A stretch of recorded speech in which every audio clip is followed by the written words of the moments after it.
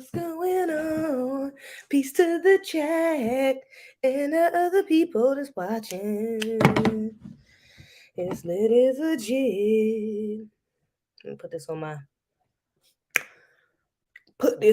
god daggone story. Real quick. Oh, you know what? That's what I did last time too, actually. I just made a little boomerang. Let me do that. I'm waiting. Can you see? Yeah, I can see that. Embarrassing. Let me get the link. Okay, yeah. Let me get the link right quick. And tweet it out. I gotta tweet it. What's good, y'all?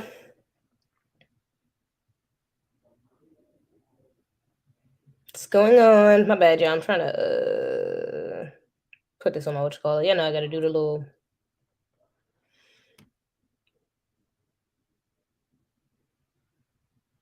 Do the what you call? What's up, y'all? Leek Bryman. I'm not sure how to pronounce that. What's up, Leek? Miami.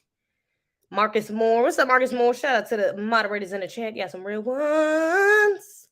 Rocking with the realest. Yeah. Got some real ones. We got a couple things to get into tonight. I'm not sure how this live about to go, though. I'm trying to go with my intuition because this live might really just be about one thing, to be honest. It might not even be a regular in other news. I probably end up changing the title and thumbnail later. I'm trying to go with my intuition to see, though. I'm trying to get a feel for how I feel talking about this because I ain't talked about it yet. But we are going to get into it.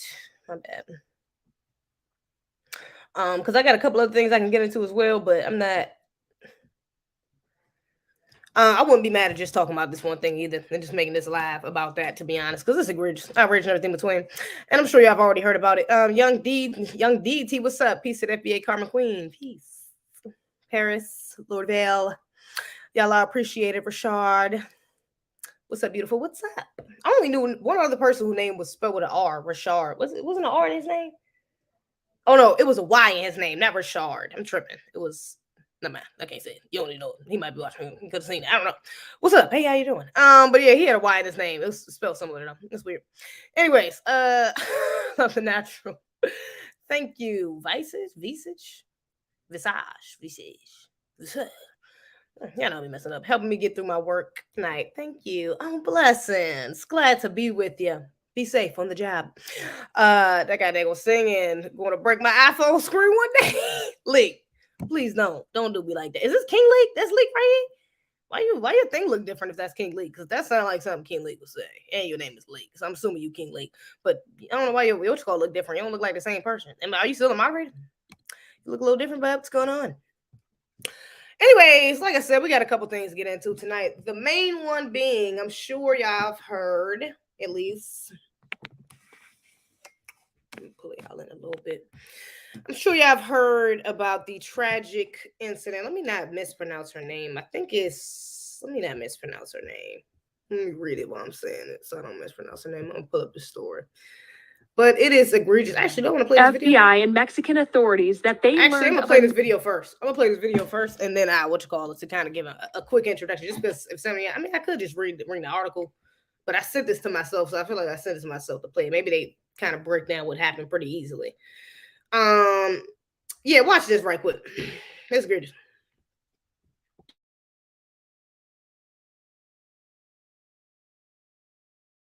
Oh wait, I gotta get myself together. My bad, yeah. I said that. What is that? Record computer screen. I've already given permission to record my computer screen. What the heck? What are we doing? What's going on here?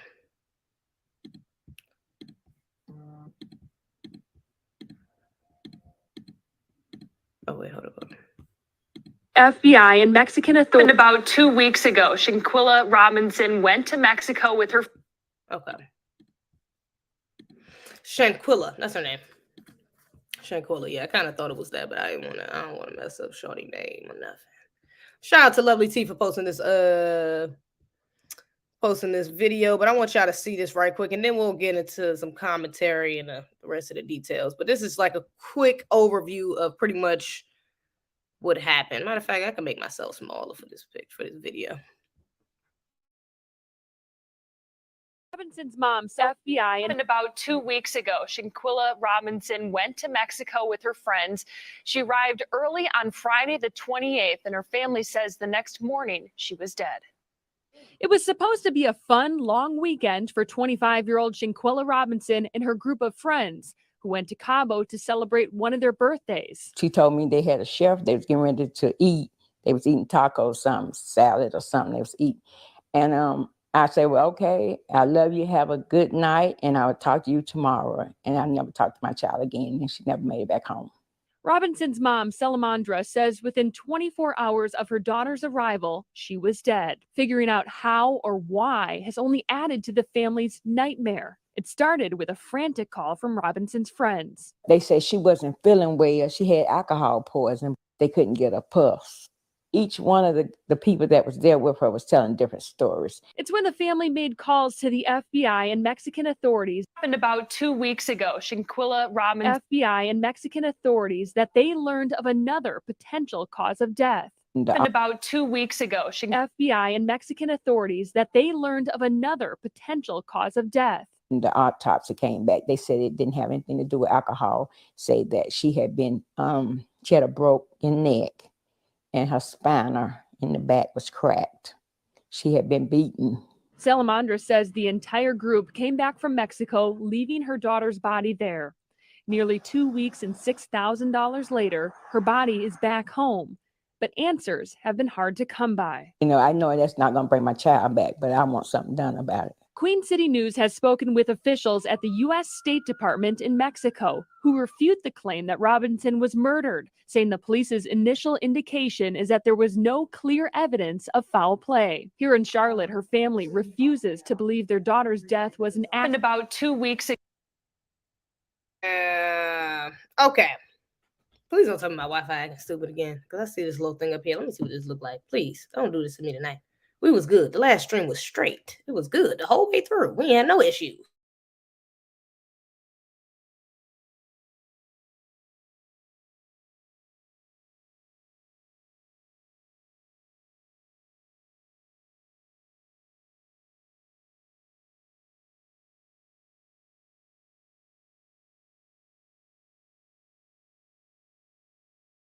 This is crazy. That's crazy. Maybe I should turn off this little thing. What am I doing? What's that little thing I had on?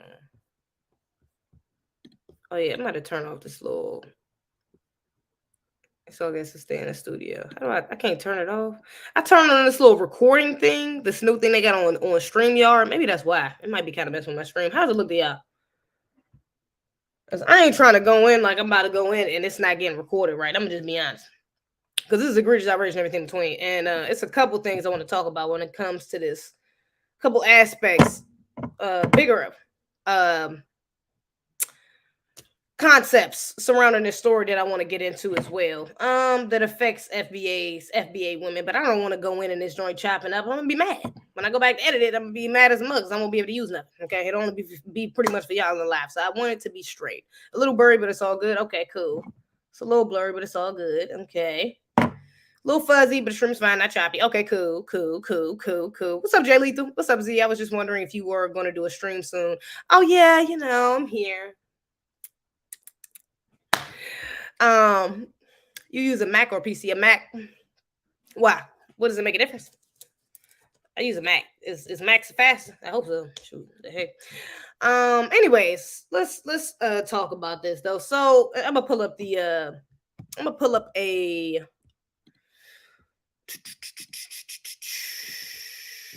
what am I pulling up? The article for this. I'm gonna pull up an article so I can read some more about it, just so we get all the facts straight. At least the facts that we have now, because you know it's not really, it's still going on. This just happened, so it's not too much that we know for sure, but it's a couple things we need to make sure we got in line. Okay, so this girl, first of all, condolences to this young lady's family. Okay, Shanquilla and her mother, the rest of her family. That's, you know, it's just, that's an egregious way for you to have to say bye to your daughter. You know, even deaths of children, I can't even begin to understand or empathize truly how that would feel, because losing a child is outrageous, but especially in a way that you don't even have the chance to say goodbye. You know, you thought your child was about to go have fun with her friends. She's going to come back with a new experience and, you know, feeling better and, you know, excited about, you know, her living her life. And, you know, you messing around and found out that the rest of her friends that came back acting like, you know what I'm saying, there's nothing crazy didn't happen. Like, they ain't coming back with one less person, you know. So just that within itself is very egregious. Like, yeah, you know, prayers to her mother and her family, because that's, you know, that's hard, you know, just to lose your sister or your daughter, more so your daughter. That's why I'm like, prayers to the parents, the mother and the father, as a matter of fact. I just seen the interview about the mother. That's why I'm more so talking about the mother. But yeah, you know, shout out to, I mean, condolences to her family. That's just, it's tragic. Now, so Shanquella Robinson, okay, I'm going to read, I'm pretty sure y'all heard the basis of that video, but I'm going to read this too, just to make sure we clear and make sure I'm clear. Moreover, I don't want to be too off. We're going to respectfully talk about this. Try to.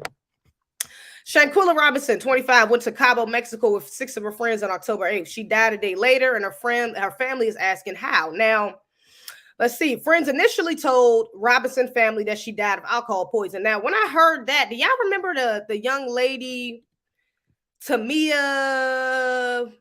What was her name? Tamia. I wrote it down. Tamia Hortsford. What was her name? Tamala. It was a Tamla. It was Tamla, not Tamia. It was Tamla. What was it? What's her last name? Tamla. RIP to that sister as well. Tamla, where is it at? I know I just wrote it down. I had wrote it down when I was making notes about this. Tamla, I think it's Horsford's. Oh, Horsford's. I believe so, something like that. But it was a sister from Tamla. That was her first name. Sister from a couple years ago. This happened like about 2-3 years ago. And this sister, although it was a little bit different because we dealing with white people, so we already know. Okay, egregious. That sister went over somebody's house though. She didn't go out of the country with a group of women. She went over someone's house. It was supposed to be like I think like some sort of mom sleepover. And yeah, she was the only black woman there. And around 7 o'clock in the morning, or in the morning after the sleepover, she's found dead, beaten in the front yard, face down. Okay, and they tried to say that it was just alcohol poisoning. Now I don't know if this is what's that about? Why would they think that would be befitting in a befitting cover up when you literally beat the hell out of her? What is alcohol and getting beat? I mean, and it's literally the same thing for this. I don't even understand how they mind. Like, y'all not even good liars. You're not even good. And not to say that if you were, I would give you credit, but it's like, nigga, you're dumb. Like, I'm trying not to go too hard. That's why. Okay, I'm starting to get it. Okay, I'm starting to get it. Because I'm starting to realize as I'm talking about this how kind of a bit triggered I am a little bit talking about it. I don't know. Maybe because I can relate to a degree in a certain aspect. We're going to get into it.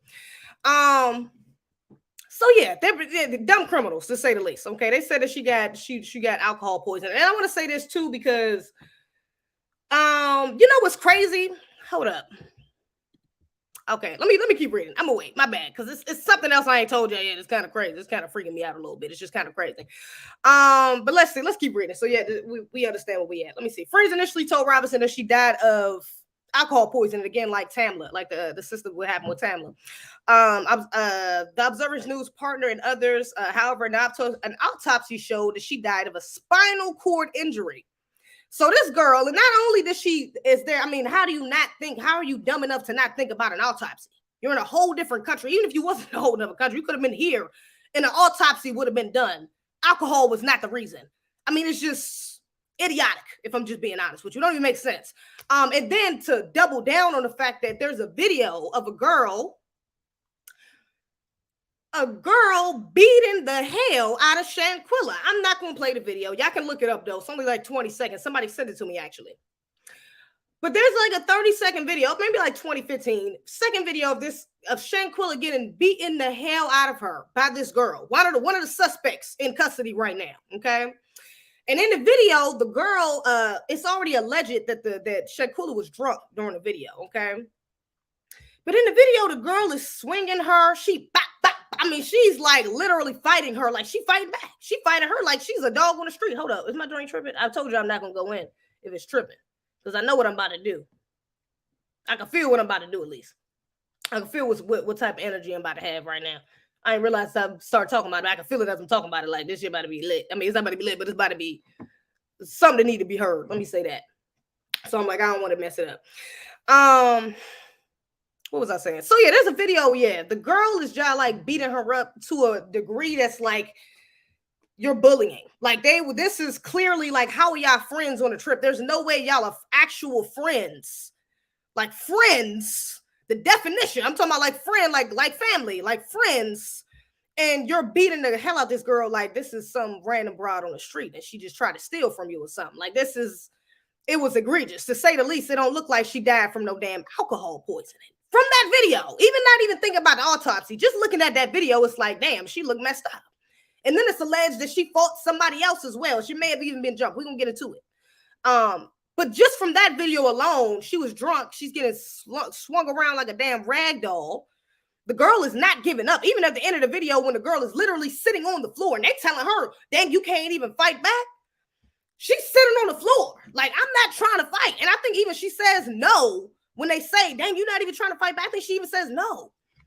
She's on the floor, slumped over, and the girl is still like, get up. I'm tired of your shit. Get up. Da-da-da-da. It's egregious. And I gotta say this because the girl in that video, and that's how because I found out about this a couple days. This is what I was talking about. I didn't tell y'all. But I found out about this a couple days ago, and I had planned on talking about it this weekend. But my friend texted me and sent me this story. And I was like, oh yeah, I heard about that. And she was like, that's y'all friend. I said, wait a minute, that's who friend? That's y'all friend. She's talking about me and my twin. That's y'all friend. Nigga, that's not my friend. Come to find out, we went to high school together. It's kind of crazy. It's outrageous, egregious, and everything in between. It's just egregious because I never knew anybody that's done something so egregious. But yeah, we went to high school together, and I actually remember her. Should I still follow her on Instagram? When she sent me a screenshot of her page, and it was said that I was still following her. And I was like, damn. That's crazy. Like, what in the world? That's really crazy. I really remember her. And it's sad because I don't remember distinctly her personality or like certain traits and shit like that. But I know when I seen her, I was like, damn, I remember her. Like we was cool, to say the least. You know what I'm saying? We wasn't friends, but we was cool. It was like, I think some of our mutual friends was cooler than us. But we was cool, you know? So like when I seen this, at first it was already egregious. When I seen it and realized that I went to school, I was like, damn. Like, we're not friends, but it just feels a little more close to home since I went to high school with her. Like none of the people I went to high school with, other than this white girl, we wasn't cool or nothing like that, but we was kind of cool. Like, I remember her. She was cool, should I say. But she did some egregious shit a couple years after high school. I think like a year or two after, but nobody from my class, let me say that, or from high school I went to school with, nothing, like, ain't nothing really crazy. Oh no, it was another dude too. I think he got charged for rape. It was another dude in my class. I think so. But like after high school or dorm, that might happen in high school. Either way, it's just kind of freaky. It feels like Freaky Friday-ish. It feels like, what? Like, damn. You know what I'm saying? It just feels like, damn, how could it just, you don't think stuff like this happens to people you know. You know what I'm saying? Or like people you know or knew of. Even if y'all wasn't close, you don't think that would happen. They could do stuff like this. You see stuff like this and it always from afar. You know, it's not usually, it's like, damn, that's crazy as a mug. You know, it's just crazy to me. I don't know. That's just crazy. We went to high school together. That's crazy. And I remember her. I still follow her ass on Instagram. It's crazy. It's just crazy to me. Anyways, so yeah, the girl. So I think that might be also why I was kind of thrown off. Like, why I'm a little more tripped up about it, because it's just weird. Like, it feels so weird for me to kind of know her. Like, for her to feel kind of familiar, it's weird, bro. I can't even hold you. It's feel weird. But yeah, again, condolences to that sister family. But I did want to put that out there. Like, yeah, bro, it's weird, bro. It's kind of weird that I was thinking about unfollowing her, but now I'm like, damn, do I unfollow her? Because do I wait till we find out if she's guilty? But from that damn video, even if she didn't kill her, from that video, that was egregious. I mean, that was the video alone. Even if she didn't have a hand in that fight, I mean, like, you know, what you're calling her, it still would be like, I can't rock with that. Like, that's that just that act alone, bit fighting somebody while they can't fight you back or don't want to fight you. That's giving bullying. It's giving, like, I don't do shit like that. I'm not about to fight. I'm not about to make somebody fight me. I've done it before when I was a kid. That was high school, middle school, elementary. We ain't about to do that. But now, like, I'm not about to, I'm a grown ass, so I'm not about to make you fight me. I'm not about to fight, especially if we drunk. I'm not about to fight. We're not doing that. I'm not about to bully you into fighting me. That's crazy. You know what I'm saying? Like, that's egregious. That's a character flaw within itself. So, yeah, regardless if she do get convicted for this and that, I'm gonna probably still be out the way. That's egregious. Anyways, still, this is crazy. Let's continue reading though. FBI investigation. So yeah, this video comes out, the girl comes back, the girls come back, the rest of the girls come back from the trip. And apparently during that fight, actually, or maybe not during that fight, but around that fight inside the video too, the mother says that one of their friends called the mother and told them that she was getting into fights out there. So when they found out that the daughter had died again, like the mother said, everybody's stories wasn't even lined up. So maybe everybody wasn't with it. Let's hope not. Because if not, everybody in that damn room, I don't know about everybody on the trip, but everybody in that room for sure guilty as a mug. I'm sorry. Y'all let that girl get beat up like that and then possibly fight again. If she fought anybody else after that or before that, bruh, y'all guilty. Y'all guilty as y'all guilty as hell. Okay, let's keep going. Okay, the FBI Charlotte field office has opened an investigation in the death of Charlotte resident Shaquilla. So now the FBI has gotten involved. Okay. Let's see. The Charlotte, at least Charlotte, in Charlotte, the FBI has gotten involved. Let's see. A video of a fight has gone viral. Multiple news outlets have published screenshots of footage with the claims that Robinson and one of her other friends, that's the girl Deja, that's her name. Footage shows a naked woman, barely verbal, being hit and punched in the face multiple times by another woman until she falls to the ground. A person not seen in the video is heard saying, "Quilla, can you even fight back?" The FBI says they have seen the video. Sees autopsy. Salamandra Robinson, Shaquilla's mother, told outlets that each friend from the trip has a different story and that they initially told her daughter she had alcohol poisoning. Autopsy reports list that the cause of death, the death as several spinal cord injury and atlas luxation. Mexican authorities are investigating Robinson's death as a possible femicide. An investigation was they're trying to say that she might be hold up. An investigation was initiated for femicide. Attorney State of California announced in the statement on Thursday, according to ABC News. Femicide is defined by the Merriam as gender-based murder of a woman, girl by a man. Wait a minute. They trying to name this a fem. Am I tripping? Why was somebody sent me this? They was trying to say that she was trans or something. I seen something like they was trying to say that she was trans. Either she was trans or the girl that beat her up was trans. I didn't know that girl like that, Deja, the girl in the video that was fighting her, but she, from my knowledge, she wasn't no damn trans. I think that might be a misconception. I've seen that posted a couple times on blogs. I don't think Shaquilla, I don't know. I don't think she was. Her mother, I'm pretty sure her mother would have said that. I don't think she was. But the girl in that video, Deja, she wasn't no damn trans, not from my she was kind of tomboyish in high school, if I'm remembering correctly. I think she was a little tomboyish, a little bit. She used to wear weave all the time though, still, I think. But she wasn't no damn man. I don't think she was no damn man though. Heck no, I don't know about that. But they trying to say that this is a gender-based murder of a woman or girl by a man. So I think, you know what? In the video, let me think. we're gonna keep reading to make sure we good. But in the video of her fighting or getting beat up, really, that wasn't even a fight. That was just her beating somebody up. Deja beating somebody up. But there's a guy in the background. When that person that says, "Quilla, you're not gonna even fight back," it kind of sounds like a gay dude. So I don't know if he fought her after this or before this, but if a man fought her, oh yeah, what are we talking about? If he fought her while she was drunk like that in that video, what are we even talking about? What are we even talking about? That's outrageous. But let's see.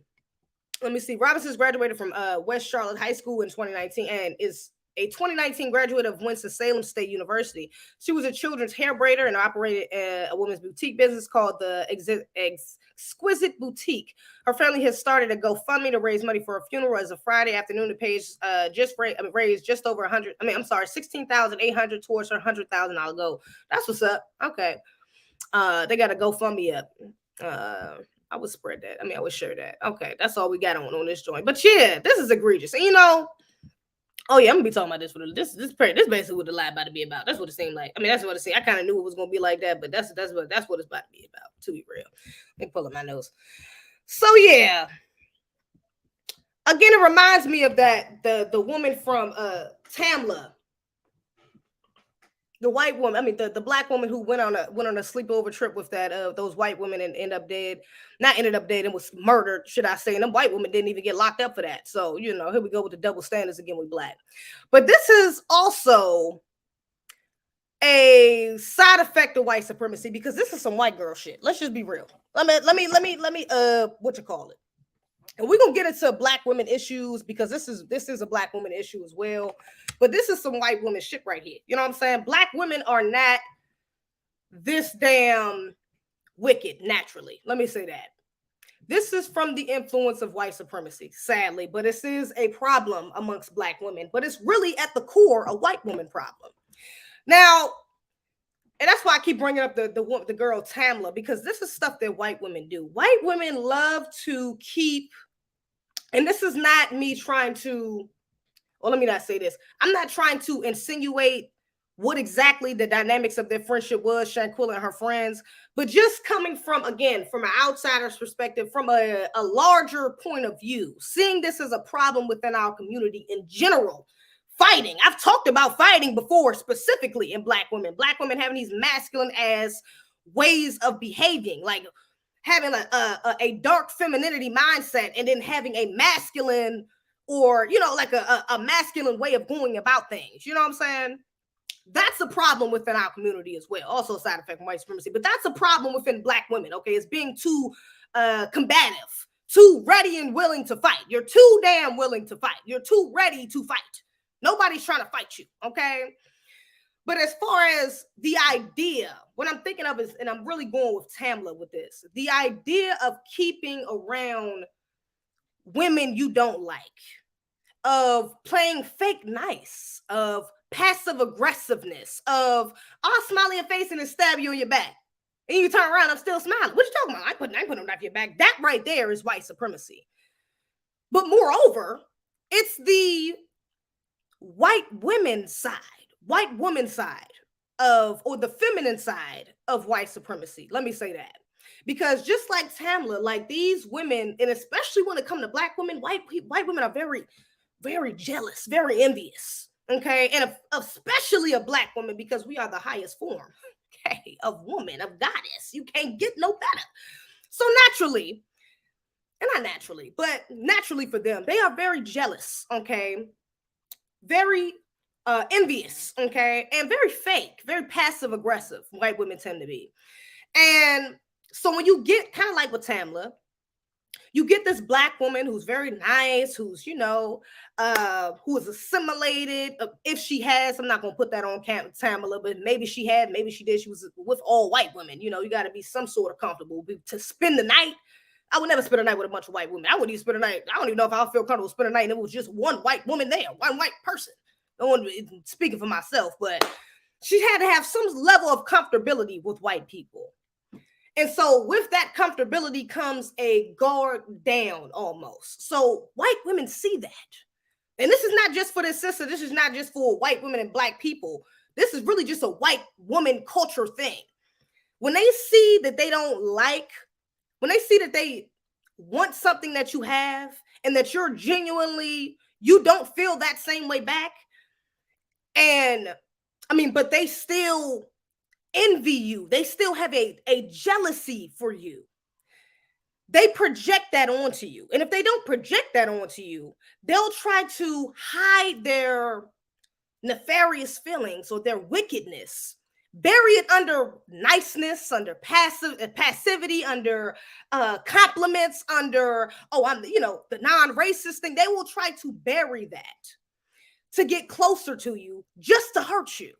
Like that's the white supremacist woman side of passivity that they will display and use against anybody. This ain't even really just for black women. It's just black, what they do with black women in the most extreme ways, because they are the most jealous of us. They want to be, they won't, they can't get it. Simple as that. But they do it even with each other. And even if you think about simple things, let's talk about the movie Mean Girls.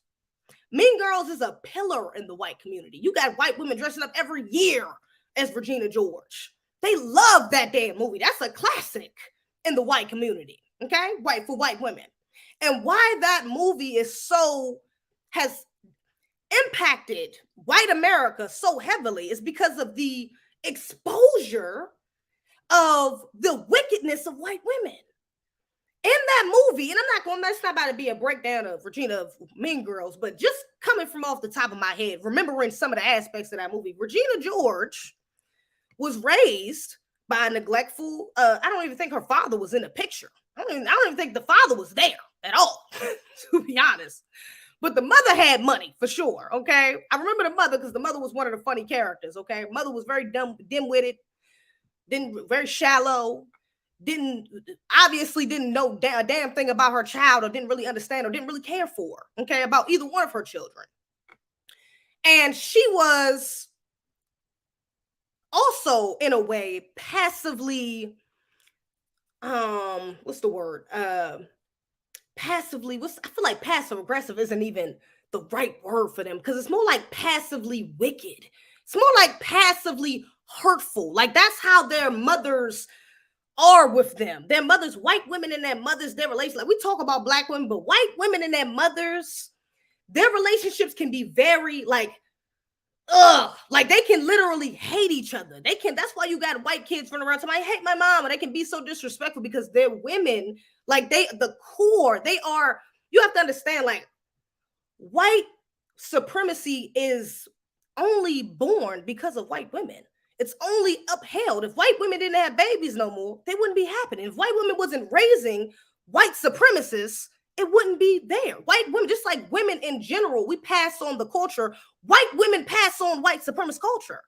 That's why they tend to be so wicked. They can even be, I think Richard Cooper was saying that, they can even be more wicked than the white supremacists.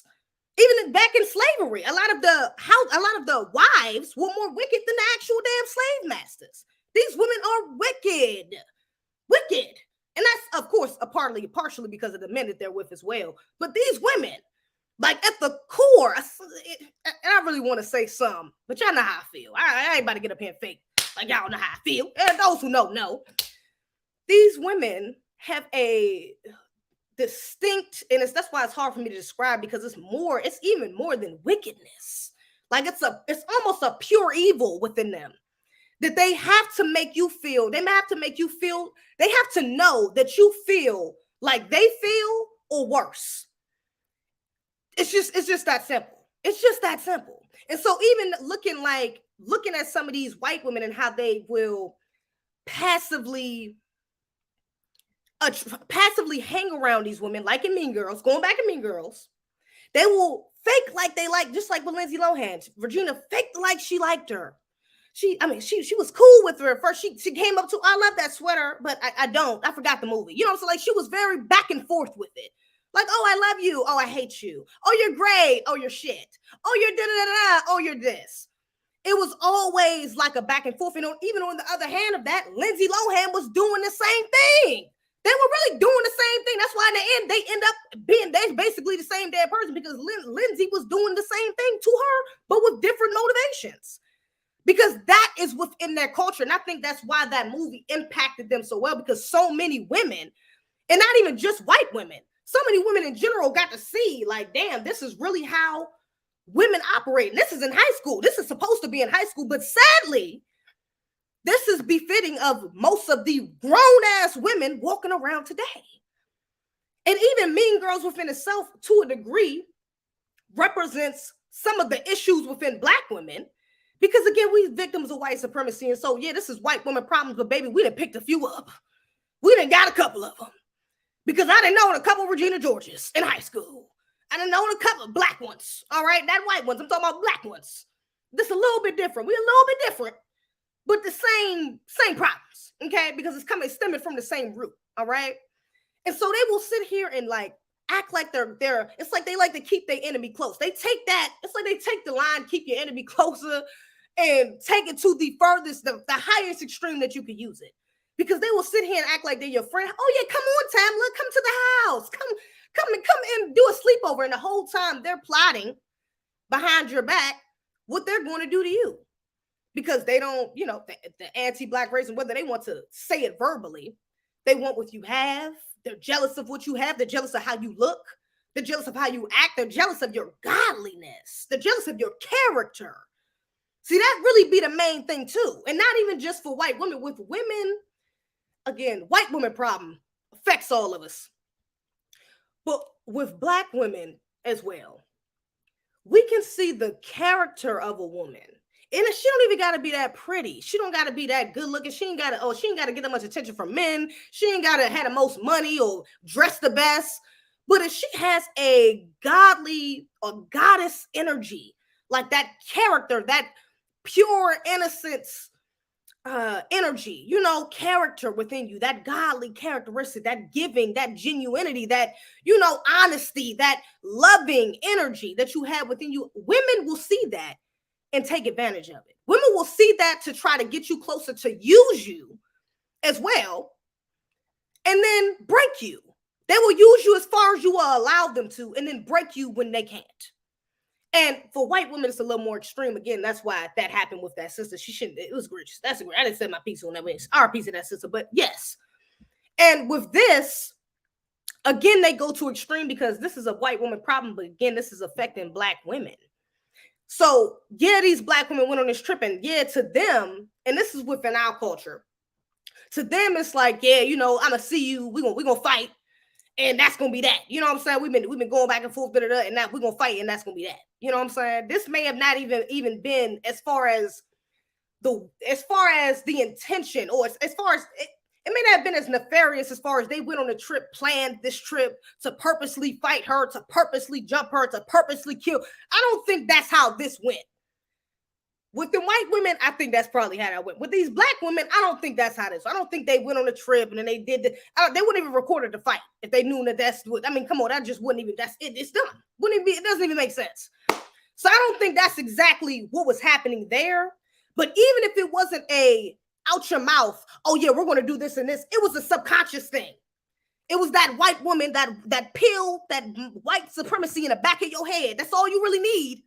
That white woman in the back of your head that's telling you, that's driving you to be more jealous, that's driving you to be more angry, that's driving you to be more envious, that's driving you to be like, I have to do something to make her feel like I feel, or make her feel worse. And that's what trickles down into what we got now. That doesn't mean that she went through the same thought process as that white woman, those white women, or these Black women went through the same processes as those white women. However, it's still the same root cause, which is white supremacy. Okay, because especially for Black women, and this is why I think earlier I was processing this, how I wanted to do this live, but that's something I've learned to notice myself, is the envy and jealousy within some of our women. And it don't even gotta be, again, you don't gotta be the prettiest with the most money, the most articulate. You just gotta have something that they see that they want, or something that they see that other people want that they don't have. And a lot of times, it's either you look good because you get a lot of attention, it's because you got a lot of money, it's because you dress good, or because you have a godly spirit. And things are naturally easier for you. Things are naturally better for you because you live in that vibration. And they don't see that. They think, oh, it's because she's this. She do this, or she got that, or people think this about her. And it's like, yeah, you're not me. That's why. You can't be me. And I'm not saying that that's exactly what happened here. But this is definitely part of the bigger damn picture of Black women hating on each other. Let's just keep it a bean. Let's just keep it a bean. Because there's no way they were genuinely friends and a video like that was made and recorded and posted.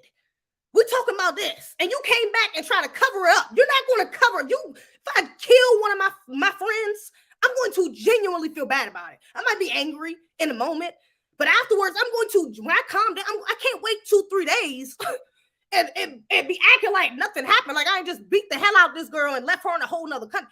Friends don't do that. They weren't friends. Off the rip. I don't need to know no damn details about their friendship. Nigga, you were not friends. I don't fuck how long they were friends. I don't care what they met at, how they met, what they did for each other. how many pictures they got on Instagram. They were not friends. None of the people on this trip really were friends, because stuff like this don't happen with real friend groups. Let me say that. And real friend groups be a whole lot smaller. They be about 3 or 4, trust me. Maybe even 2. Shout out to my twin. But 3 or 4 at max. I done been in a couple. And real friends, it really only be about 2 or 3 of them. It ain't no damn 5, 6 of y'all that's really genuinely that close. It's not happening. Unlikely, unless y'all related. It's very unlikely. So they weren't no damn friends. And then you put this video and them fighting on top of that, baby, y'all were not no friends. So this is an extreme showcase of the dangers of upkeeping this passive, yet still combative culture of ours within Black women. Because we will sit here, and this is not the first time, even with her. That's why I said we're a little bit different, because even Deja in that video was Regina George. She was being Regina George in that video, okay? The Black version, because that's how we do things. And you know, it's crazy because I noticed with Black women, with other groups of women, white women, of course, we can't be compared for real because we've been 400 years, we're different people, okay? But I do notice with other women that they can be catty. You notice in Mean Girls, I think the fight don't happen up until the end. Yeah, the fight don't. If that was a Black Mean Girls, it was about 3, 4 fights throughout the movie. Just being realistic. We being honest. You know what I'm saying? It was one big ass fight at the end in Mean Girls. Just one in Mean Girls, right? If this, I mean, in real life, as far as Deja, that's why they saying that they speculated. I think it's speculation that the girl fought another girl on the trip and then possibly a guy. That's what we do. It's different. So Black women, we can't be catty and be going back and forth. And we around each other all the time. We can't fake like each other and know that we fake like each other. We can fake like each other and fake like we don't know. Like the people on this trip, oh yeah, she all right. We might be talking to them on the phone. Yeah, she cool. Da, da, da, da. But when we see each other, it's like, hey, we cordial. We don't really know that we don't fuck with each other like that. Everybody else know we don't rock with each other like that. But we don't really know. We ain't never really had a conversation on. We can do that. But as far as when a conversation comes about, and if it don't go, if one of y'all has to be more submissive than the other one. And you better hope that the other one who ain't submissive ain't calling you no punk, because then the one that's trying to be submissive gonna turn up. And it's gonna go left. But 9 times out of 10, we're not gonna go back and forth. All this little cattiness, the little shade, the little things, we're only gonna let that happen but for so long. That's only gonna happen but for so long before we get to, bitch, I know you meant to da-da-da-da. Oh, girl, I know you ain't just da-da-da. And then it's gonna be we getting to here. No matter if you drunk or what. And a lot of times you bring the alcohol in it, that's when it's gonna happen. That's why I can't rock with the girl trips. I can't rock with the 6, 7 different people in the group. No, hell no. Because this is the type of shit that happens when you get fake ass energy in one room. Let me say this, fake ass feminine energy in one room, and then there's not even any masculine pillar to ground everybody in the room. Because at least when it's a man around, the women are a little more motivated to act like they got some sense, especially if the man is somebody who they want. They're a little less likely to walk up to a girl and try to fight her and da-da-da-da-da, because they don't want that image seen on a man that they want. They don't want that man that they want to see them like that. Not unless they think the man think it's cute. Then they turn up. They do even more. They do the most, like Krishan and Blueface ass. They start doing the most to try to impress him. It could go either way, sadly. But this is the dangers of having this fake ass energy within our friends, man. And it's crazy because even recently, we're starting to see all of this not even recently, within the last couple years, we've seen all this Black girl empowerment, Black girl rock, Black girl together, Black girls going on trips, Black girls bosses, we owning businesses, we doing this, Black women are just doing so good, and we trying to boss up, and all these, and it's been a lot more specifically of promotion of like girl trips. Travel with your friends, passports. I see a bunch of reels and stuff like all the time. All the girls got their passports. They got the same color passport cases, and they all out in damn Cabo or whatever the hell. You know what I'm saying? Like it's kind of like a trend now for Black women, moreover, to be traveling and to be with their friends and to live their lives and sisterhood, uphold the sisterhood. Like there's this whole push for this, feminist push for this, and it's like we get all of this push, but we're not going to talk about the real. We're not going to talk about why so many of these black women don't have friends, why I'm one black woman who don't got that many damn friends. And this is not to go in too hard on black women because I love us, okay, period. However, I do understand that we are victims of white supremacy, and I do understand that some of us don't understand that. And therefore, we a little lost. We a lot of lost. Some of us are hella lost, and baby, I can't even interact with you. Some of y'all, we damn sure can't go on no trip together. I don't want you coming to dinner with me. You can't come in my house. You can't talk to my nieces or my nephews. It's just, there's certain things that you obviously are not going to be up to par with, to say the least. So we're going to clash with, because you don't realize the effects that white supremacy has had on you, and I do. I understand why I do some of the things you do. Why some of the things I do and some of the things you do. But you don't understand it all. And so if I tell you why you're doing what you're doing, if I point out the problem of what you're doing, you're not going to see it, and it's going to be a problem. You're going to think I'm tripping. So let's skip all of that and just let's filter through all of the BS. You know what I'm saying? And just get the fundamental. You got to at least know something about something. Okay. But being honest, most of us, and I'm talking about FBAs, are missing an aspect of knowing or of understanding how egregious some of our behaviors are. Most of us don't realize how bad of a look some of the things we do are. Most of us don't realize that how our men view our behaviors. Most of us don't realize how other women interact with each other, yet alone their men, and how desensitized we have become to our masculine, and I don't even want to call some of them masculine because it's really just egregious behaviors. Bad. It's really just fucking bad, okay? And I don't want to put that on the masculine, to be honest, even though sometimes it might be bad and come out in a masculine way, but I don't want to just throw that on the masculine because masculine doesn't equal bad. Some of that shit is just bad. Some of it is even childish, if we're being honest, okay?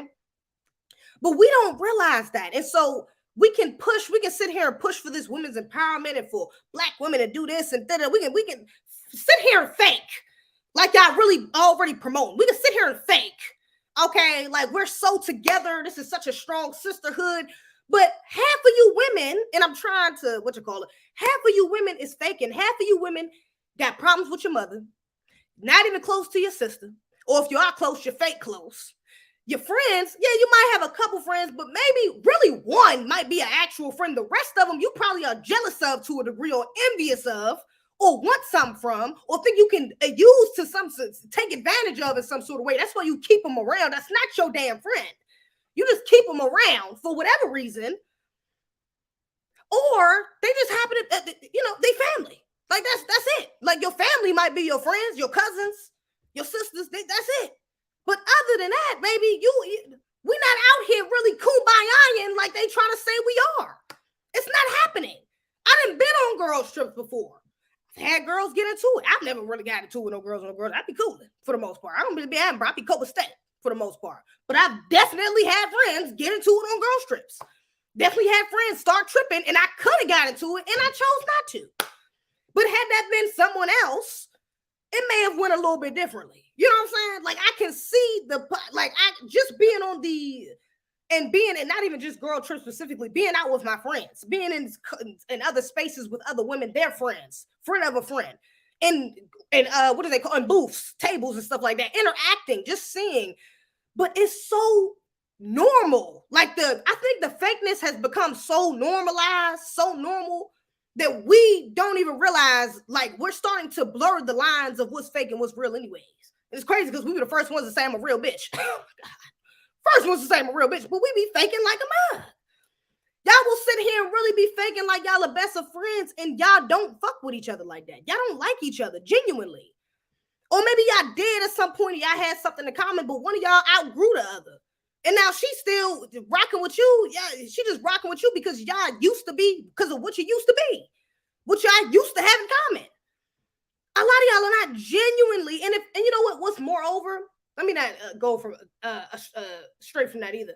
A lot of y'all are in, and this is where the awareness comes in at. A lot of y'all are aware to a degree. Like, we'll be aware up until it affects us having to make a change about something. And then we'll find other women who are aware up until, who are also aware up until they got to change something about themselves, but are okay with kind of living in this kind of misery state or this complaining state. You haven't, there's a few Black women that I know personally at least, but this is definitely a problem I've known within Black women. I've seen within Black women is the nesting of bullshit. Like, we will nest, we will sit here and be relating over bullshit. We'll be relating over judging somebody. We'll be relating over your ain't shit daddy. We'll be relating over your brother who did this. We'll be relating over your grown ass sister. But you got your own shit going on. But you got kids by 3 different men. But you're not even a feminine woman. You ain't even taught your daughter how to be a traditional feminine woman. You ain't even taught your son what a feminine woman looks like. You ain't even taught your children at all knowledge of yourself. You don't even have no damn knowledge of yourself. You don't even have this. We will be all of this, have all of this going on, and have a certain level of awareness where it's like we could admit to it in an argument. This is where we get the black mothers where they say, well, I did the best I could. I wasn't perfect. Shout out to Scrappy and his mother. That's a perfect example of how not just Black women do with their sons, but Black women do in fucking general. That's a perfect example. I don't know if y'all seen that interview of that clip of Scrappy addressing his mother about his issues, and his mother like, oh, I know, I had a hard life. Oh yeah, I tried to do the best I could, and I'm gonna forgive them after the fact. Oh yeah, I'm gonna forgive my son and his wife because we need to have a good. Didn't even. It's like cognitive dissonance. Didn't even address anything about what he said. Didn't apologize once. Genuinely, sincerely say, son, I'm so sorry for what I put you through. I was a pimp. I really had you in a damn trap house. I apologize to the highest degree. I will forever really be sorry for that, because it was totally inappropriate to raise you in that environment. I really had a choice not to raise you in that environment, and I still chose to do so. Even when I had an opportunity not to, even when I knew better, even when I seen how it was affecting you, I still chose to raise you in that. And son, I will forever be sorry for that. She couldn't even say that. And that shows the wickedness of the side effects from white supremacy, that how much it has affected us. Because not only do Black women do that with their sons, they do it with their fucking daughters. And a lot of times they do it with their daughters first. Let's just be real. A lot of times, shout out to Danica Marie 6. I seen one of their reactions. They was talking about Scrappy, and Danica was talking about her mother. She was like, yeah, I relate because, my mother did it. Yeah, I kind of went through something similar with my mother, and, I kind of had to cut her off type shit because she wouldn't admit to it. And I know so many I don't even think I can name you a Black woman. Can I name you a Black? I can name you maybe a couple. But even myself included, there are so many of us who have that relationship with our mothers or with the women in our family where they don't want to admit to a goddamn thing. They don't want to apologize. They just want to get all this sympathy and expect you to be so understanding about where the fuck they coming from, but they don't want to hear a damn thing about what you saying. And we will do that again, and it's not just with our sons, it's with our daughters, and it's worse when we do it with our daughters because our daughters are raised to be the mothers and repeat the cycle. We started. And it's like, just going back to the sister, who am I thinking of? I forgot, but the sister was saying, brothers can't play their divine role until we play ours. We have to, it starts with the inspiration. It starts with you. Everybody want to talk about accountability. It starts with you. It starts with us. And so when we're so unwilling to change these really it's just so harmfully effective behaviors, and it's simple things it starts with simple things, with not being able to admit when you're wrong, like being a little shady to your daughter, saying something, oh, that dress, you look a little fat in that, or you look a little too grown, being shady, not really giving your daughter the genuine feminine really feminine inspiration as well, and influence, moreover, that she needs to shape and form her thoughts about herself and other women and that she'll interact with, she'll experience. It's so many of us that didn't get that from our mothers, and so we can't. It's like it's a cognitive dissonance thing. Like, we know, we talk about the problems with Black mothers, and we more so talk about it with the sons or the brothers. But when we talk about it with women, like, it's like we skip over that. Like, if you want to talk all this shit about Black women, I mean about mothers, about our single mothers, and they having to do this, you have to understand how that affected the women as well, how that affected the daughters, how that made us see how a woman should operate. This is the standard that we were seeing our mother struggle, seeing our mother damn work to the bone to provide, seeing our mother try to take credit for things that, and try to bolster about things that really, and try to get praise for things that she really shouldn't have been getting praise for, being gaslit, having to prioritize her feelings over yours. Danica, matter of fact, Danica said that similar to that in her video. That's what made me think of that. But having to cater to your mother like she should be catering to you, having to nurture your mother like she should be nurturing you, having to spare your mother's feelings like she should be sparing yours. It gives you a backwards ass way of thinking, and it makes everything dysfunctional. It screws up all of your perspectives within your relationship with other women. Now your relationship with your sister fucked up. Now your relationship with your cousin is weird. Now your relationship with your friend in school is a little weird. Now the relationship with your teacher. Now you got a hard time even talking to older women, or being or really wanting to receive some sort of a genuine, like, feminine knowledge from them, wisdom from them. So many of our women we don't even want to hear, me included, if I'm being honest, for a lot of our older women, we don't even want to hear what these older women got to say. Like, baby, you didn't have time. I didn't gave you motherfucking too much time to explain why we at where we at, or for you to do better, and you ain't done it. So, baby, I'm all right. I'm gonna look for somewhere else. I'm gonna figure it out on my damn own. That's where a lot of our women is at with it. And it's understandable to a degree, because some of our mothers are lost. Some of them, shout out to Danica, some of them you're gonna have to cut the fuck off. Some of them are too far gone. Mama D, Scrappy, from that scene, let me just say that it might be best, maybe not for him to cut her off, but for him to definitely distance the hell out himself. Because it's only inevitable for something else to happen with her still not understanding where he's coming from. It's inevitable. It's literally going to happen. There's no stopping it from happening again if she doesn't understand what he's saying, which she clearly did not. She's not ready to, or maybe she don't want to, whichever. You know, she used to be a pimp. I don't know if she did drugs, whatever the case may be. That's another aspect as well. But if she's never going to get that, you have to distance yourself. Some of our women, we're going to have to distance ourselves from our mothers, because we cannot, you cannot learn from her. She's too far gone. Some of our sisters, she's a victim of white supremacy as well, and that is something that we will all empathize with. But if she can't be saved, she can't be saved. If she don't want to save herself, she can't save you. If she don't see she's not motivated enough by your wanting to have a better relationship for her, by your wanting to understand her more, by your wanting to do better for yourself and for your children moving forward, more importantly, if that doesn't motivate her to at least try to work in a better direction with you, to try to do better, to try to hold herself more accountable and really understand you, then baby, it's time for you to go. And I would say for the most part, all of us don't have those extremes. For the most part, we might just have to distance. We might just have to give grace. But some of us, yeah, they gotta go. Some of us, you can't. It's nothing you can do. It is what it is. So maybe you just gotta allow them to come with you. You gotta stay distant, but you might have to allow them to come to you in a couple years or a couple months when they work through their own shit and it's ready to hear what you got to say, for real.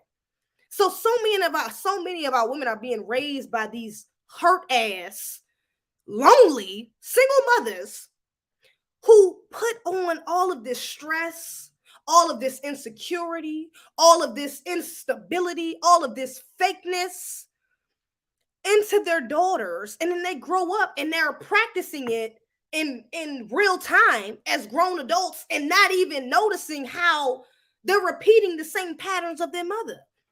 And sometimes it might even be worse, because now, again, some of these sisters don't even want to listen to their mothers. So they might think they got it right, but baby, you got it completely wrong. You got it wrong in which your mother got it. Or you got it a little bit more twisted. You almost got it, but you're on the wrong. So you went off course a little bit. But they don't see that, or it's going to take them longer to see that because now they've been scarred by their mothers and now they don't really want to, like, they good. You know what I'm saying? I don't even tell my mom. My mama don't even tell me that. I'm good. You can't tell me nothing. You know what I'm saying? So it's like that now that authority, especially if the father ain't there, can't nobody tell him nothing. Especially if the father's not there, can't nobody tell him nothing. Okay? Which rolls over again into relationships because Scrappy did address his wife too. Like, my wife hard. Hello. All comes back together. But again, there we go again. It's like we talk about it without not really talking about it. And I think that goes back into not wanting to, that like trying to protect Black mothers, like trying to keep them on this pedestal of like, oh, Black women, Black mothers can't do no wrong because they do so much. How can I have done you so bad if I was the main person that raised you, especially for single mothers? Very extreme for single mothers. Because then they feel like they should get the credit of the mother and the father. Like, well, your daddy wasn't there. Okay, well, I had you in the trap house, but where was your daddy at? Where was your daddy at? You know what I'm saying? So now they really feel like they're on some sort of pedestal because they were the only person there. Even though they might have had multiple children with men who never was there, never was going to be there, and they still decided to have damn children with them with no support. And they don't want to talk about that aspect, but they'll talk about, oh yeah, well, I was here for you. I did this and I did that. And so even if you do grow up and you have, even if you do get older and you still have that level of self-awareness, you know, and you come into that level of self-awareness that your mother doesn't have, there's still going to be issues. You still had that programming. You still had that influence for however long, up until 18 to 19, 20. You still had that influence on you up until you came into this awareness. And so therefore it's going to show in your behaviors, period. It's going to show. And the ones that you don't see are still going to be there as well, even if you're not aware of them yet. They're still going to be there. So you might still be a little fake. You might still be a little passive. You might still want to put your sisters or your friends' feelings before yours because that's what you used to. You might feel like, okay, let me get close to her and then hurt her because that's what your mother did to you. Your mother said, oh yeah, I love you so much. We're going to be doing this. Y'all spending time together. And then the next day she's yelling at you. She's telling you to shut the fuck up. She's telling you you need to stay in a child's place. Your feelings don't matter. She's telling you you look too big. You look just like your father. He ain't shit. And to you, what you heard, well, I look just like him, baby. I ain't shit. You see the way she's interacts with other people, like you, all of that still is in you. And so you grow up, and even if you are a bit more self-aware, you still have those problems. And for the most part, again, most of us don't even come to that self-awareness, not by ourselves. So we're still out here practicing these toxic ass behaviors, like being fake or getting real close to a girl because you think she's pretty, you know, and you think that you can work her in some type of way, like maybe she get all the dudes, or maybe everybody be nice to her, so she gets a lot of stuff. And so yeah, you're that girl. Yeah, we're gonna be real cute, girl, real cute. Oh, what you get today? Can I have some? I'm gonna be right. Yeah. I'm coming with you. Now they just want to find a way to attach themselves to you because they've learned that behavior. Now they just want to keep you around just to kind of make fun of you, because we'll do that too, like the Regina Georges, but ours is a little bit more direct. In order for us to do that to you, for you to be in that predicament, you got to be passive.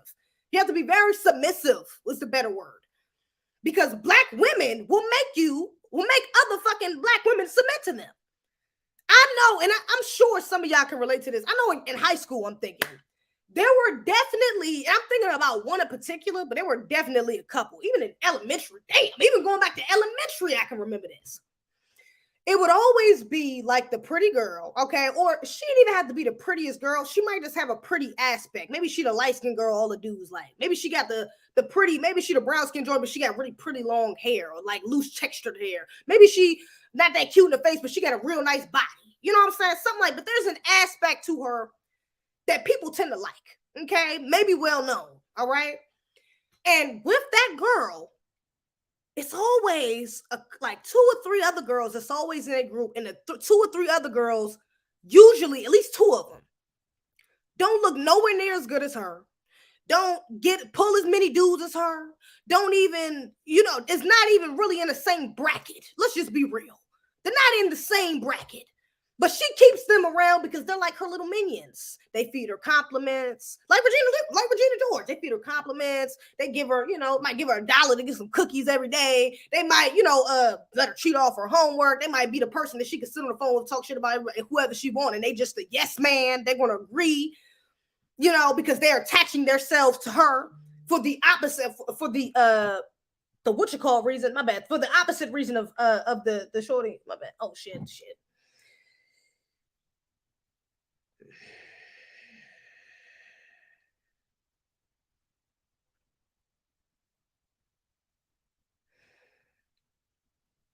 Okay. My bad. My bad, y'all. So yeah, on the opposite side, they're attaching themselves to this it girl in a way because of their own insecurities. Okay. Because of their own insecurities. And on the flip side, the girl is attaching to them because she needs somebody to make her feel better about hers. Okay. And then usually, even within that group, though, there's always that one. It's always one girl. And you usually feel bad for her because she might be the cute, petite girl, sweet girl, the nice girl, the passive girl, who just so happens to be in this friend group.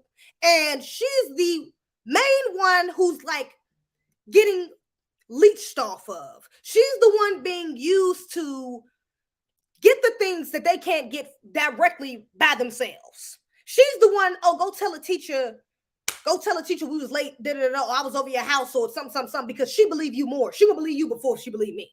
She's the one, go tell so-and-so I want his number because, I'm scared to do it. And this girl, she's the nice one. She's okay. She's approachable. She's not known to be mean like the rest of y'all in the group. Well, she might be just as attractive as the it girl, to be honest. Like, just like in Mean Girls. Damn, Mean Girls. Yeah, that shit is hella relatable. It's egregious. Just like Lindsay Lohan and Mean Girls. She might be just as attractive, but just a little more shy, just a little more passive, just a little more genuine, a little bit more, unaware of the intentions, the vile intentions of those around her, just being more green, more naive, okay? But she's the one that's being used as the puppet, okay? And she's usually the fall guy as well because she's the one that she's so green, something happened, you getting blamed. Or even if something does happen, if we get put in a peer pressure environment, we're going to peer pressure you. Oh, we got to hide the drugs. We got to da-da-da. We already know the three. They don't even got to talk about it. They know which one. If you're the one in the friend group, if you don't know who it is, baby, you might be it. But the other ones know who it is. If something happened, we're going to put it on her. If anybody say something, or if something go wrong, if we throw a paper ball at the back of somebody's head on a bus, we're going to say it was her because we know she ain't going to do shit. We should just go laugh it off. Girl, stop. And that's how a lot of them will be. Girl, stop. Why y'all doing all that? Stop making fun of my shoes up. Why y'all making fun of... And they not even knowing whole time. These girls are dead ass coming for you. These girls don't like you. They sitting there, oh my God, why you going to my... I just got my hair done. You coming into school, your hair on. You just got your hair done. And the first thing your friends say is, girl, what the fuck? Who the fuck you did to your head? What the fuck is that on your head, girl? You look like... What you need, girl? You need to take that out. You sitting there like, damn, my mama worked on this till like 3 o'clock in the morning. Now you sitting there, got to fake. We gotta sit there. You gotta sit there and fake like you don't like your shit. Just no, you know what? I told her not to bump the ends. I told her, yeah, I'm gonna wash it. I just wore it because my mama told me to wear it. And girl, I know it's crazy. I just thought, and the whole time, girl, you love your damn hair. Girl, the whole time you just trying to fit in with them. But that is what will happen. That fakeness, and even those type of friendships will literally come out of high school. I told y'all, I knew this girl from high school. I don't know if they was friends in high school, whatever. That girl lived in Charlotte. I don't know if she lived in Raleigh. That's where I lived. But those type of dynamics, even if you're not experiencing it in high school, it will literally follow you out of high school. So now you're not coming to school with the hairdo. Maybe you got a new lace front. Maybe you coming to the club with a lace front on. So now these friends that was in high school, now you at the club and they like, girl, I know you ain't put that fucking lace front on your hair like that. Girl, I was just trying it whole time. You didn't try to do this. You've been working on this fucking lace front for 4 hours. Girl, you done re-glued this shit about 15 times. I done worked my hardest on this damn lace front, girl. You could at least said it look all right from a distance. Damn. The first thing you say when I walk up is, you need to take that shit off. That looks like a helmet. You like, damn, girl, my bad. Now you out of high school, you might have a little bit more background. Girl, stop, I like it. You don't think it's cute? Girl, I like it. The whole time you still like, damn, why she gotta do all that? And then let's not even bring in the embarrassment aspect. Oh, I could have went in on that one alone about high school, because black women will embarrass the shit out of you. And it's crazy because we do it to black men and it's emasculating, but we will do it to other black women. That's where we get it from our mothers doing it to us. We will embarrass the shit out of you. So she might just say, that friend or those friends, that little fake ass friend you group, they might not say, oh yeah, that should look like a helmet on your head. You need to redo your lace front. But they might go as far as saying it in front of all the cute niggas in the club, or the dudes with all the money. You standing in front of them, or you doing it in front of the bartender that you kind of like, that you got a crush on, and they trying to purposely embarrass you. Why the fuck you got that on, girl? Girl, why you ain't da-da-da-da? Why you ain't? And now you sitting there like, oh, why the fuck? And she calling me out in front of this guy. I mean, what the hell's going on? Girl, and of course, this is a little bit differently. Of course, if we black, so it's a little bit more flavor with it. But yeah, that's how it goes. Those same dynamics from high school, they come right back out. That fake ass shit comes right back out. It not even come right back out. It doesn't go anywhere. It's just that as black women, we don't talk about. We let the shit linger. We love to let shit linger. And that's because we let it be distracted in the bull. A lot of us are too caught up, just like I was saying before. We'll come to a certain level of awareness to where we'll stop it to the point where we got to fix some shit about ourselves. We love that. We love it. Like, it's in our culture. We love that. We love to have some shit, something to talk shit about. But at the same time, we got stuff, hella shit we can talk. People could be talking shit to us about, but we gonna ignore that. Because, girl, I know I got all that going on, but look at something, because they did. They look so much worse. Look at them doing so much better. I mean, so much worse. And you're not even addressing the shit that you got going on literally right in front of you, right with your daughter, right with your mother, right with your sons, but you so quick to get caught up in somebody else's bullshit. And again, that gets passed on to us from our mothers. So now we getting caught up in the bullshit. Now we don't even the fake stuff that happens with our friend group, we kind of get a joy out of it. It's like, now I get to call one of my friends. It's, oh shit, did you peep what you call it on the phone? Did you peep what you call it? Da-da-da-da. You see how she said that in front? You think she meant, and then go right back to the girl phrase, hey girl, like nothing happened. It's like we get a high. It's like we get a high off drama. We get a high off the cattiness. And then it's like it's like when the fight is like the highest, it's like fighting is like the first hit of crack. It's like fighting. Like, once you get to that, you can't get past that no more. So we'll drop it after that, unless we in the bullying zone, like this girl doing, because some girls won't drop it. We'll keep going. Egregiously. It's girls I know that they got bullied from the same girl for a long ass time. Just saying. You know what I'm saying? Just saying. Okay. But fighting is like the pinnacle. You know what I'm saying? And we shouldn't see it as the pinnacle, at least not so quickly. And that is the difference. Like, again, in Mean Girls, it would have been about 4 or 5 fights in Mean Girls if it was black. But since it was white, all of that passivity happened before they got to the actual violent fight. And even in the fight, the 2 main characters didn't even fight. Remember? Lindsay Lohan and Regina George don't even freaking fight. That's very telling. Everybody else thought the whole school was up in shambles, but they didn't even fight. They was the main 2 characters. They did not fight. If that was black women, they would have fought. Stamped. They would have started the fight. Wouldn't have started no damn, what was it? I think somebody like threw something at somebody and they was doing a little not the forgiveness thing. How did the fight start? Oh, the book. Somebody brought the book. Somebody printed the book and brought it to school or something like that. And everybody started seeing it and everybody just started going crazy. That fight would have started with, bitch, you wrote this book about me? Bitch, I know you ain't da-da-da-da. It would have started with them fighting. And then maybe other people would have joined in, but it would have started with them. Because that's what we see. Like, we have this thing about, again, like making each other submit to one's other will. Like, you can't both of us. It's like it's a masculine way of thinking. Like, we can't both be strong women, or we can't both be real ass women and be in the same place. Non-real women think that. We can't both be, you like, I have to be over top of you. You have to be, but you got to know that you're beneath me. You got to know that I'm a little bit better in this aspect. You got to know that it's like we have to know that. And if we don't know that you know that, it becomes this fake charade, this fake dance of friendliness and fakeness. It becomes this bullshit friendship there where it's like, oh yeah, we inviting each other's on trips, but every time y'all on trips, it's an argument. Every time y'all on trips, somebody being shady. Every time y'all on trips, somebody do something. Y'all leaving people out of activities. Y'all posting each other. Y'all not posting certain people on your stories. It's always some funny shit. It's something. But yet again, you still hop right back in that group chat and keep on texting and keep on laughing at these memes and keep faking like these are your real friends. Because we get used to it. And kind of, and a part of it is sickening because a part of it is kind of fulfilling for our relationship with our men. Like we will get fulfilled we will get wrapped up in the drama of our friendship groups and be like, to hell with a man. Because you got all of this shit, you got all this stuff to worry about as far as friends. Like your friendship becomes your new relationship, even if it's not intimate. You focus on that. And a part of that, let's just be real, a part of that is you running away from men, running away from masculine leadership, from order. Let's be real. A lot of our women out of damn order. Shout out to Ayanla Van Zandt. That's who said that, right? Yes.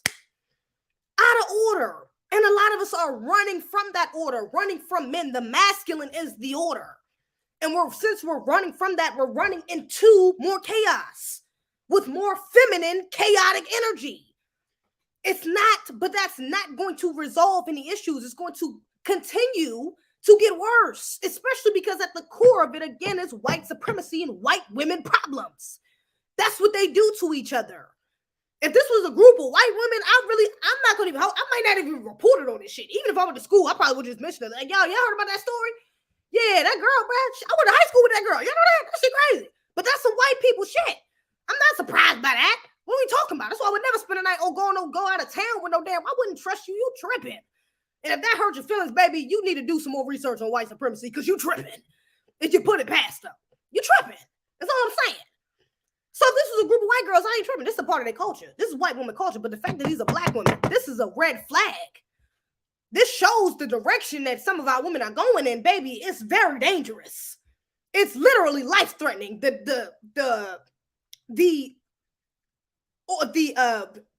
culture of the feminine chaos that we're trying to push on, if we continue to do that, it is going to lead to our downfall. It is already leading to our downfall. It's detrimental currently, right now. It's hurting us right now. Too many black women right now don't got friends. That's why I be saying, even if you look at some of these passport trips, you look at some of these girl group thingies, a lot of women in there, oh my gosh, I wish I had friends to do this with. Oh my gosh, I wish. So many black women in the comments. I don't give a damn what post it is. If it's a post about black women going on a trip together and it goes viral, it's going to be many black women in the comments. Oh my gosh, I wish I had friends. Oh my gosh. Oh God, I can't wait till I get friends to be able to do this. Because if we're being honest with ourselves, many of us are not friends with each other. Many of us are not genuinely friendly, number one. But number two, many of us do not have actual friends, people that we outside of our family, outside of cousins and sisters. We don't have people that we actually consider friends, that we consider we can go to and consult with and have fun with and share the same interests and be able to talk to and be honest with. We don't have that. I'm a black woman. I say I don't have that outside of about 2 people. If I'm not counting family, that's it. Literally, outside of my twin, my sisters, my cousins that I fuck with, it's about 2 women that I genuinely fuck with. And I will call if something was wrong and I needed a vent and my family wasn't available. The first person I call is usually Amira, just being honest. That's my twin. She's been my number one. You know what I'm saying? Since the womb. You feel me? So I ain't really been that big of a deal to me. And I got sisters. But if they not available and I need to call a friend, it's about 2 people that's going to come to mind, literally. That's not related to me that I'm going to call, that I need advice from, that I need just a shoulder to cry on, that I just need to, I want to tell somebody about. There's only literally like 2 people. Nigga, I'm 26. What are you talking about? Like that is, and not to say that that's old, because it's not. But for me to have been in an age where I'm 26, where I should be out of college, be starting a career, be able to relate with other women, and I should be able to have more friends. Really, I should have more friends. But it's hard for me to even want that when I understand how our women think. I understand how so many of our women act naturally and not even realize the egregiousness of it. It's like I don't like putting the energy repeatedly, putting energy into something that I feel you already need to be up to par on. That's why I've cut a lot of the girl friends that I've had off, because it's like, girl, and it took for me to see you do that to see, okay, I ain't gonna even talk about this one. I could talk about. Should I talk about my ex friend? Why I didn't what you call it? Because it actually directly relates to this. To be honest, I'm not gonna do it. I ain't gonna do it because we ain't what you call it. We ain't got no problems.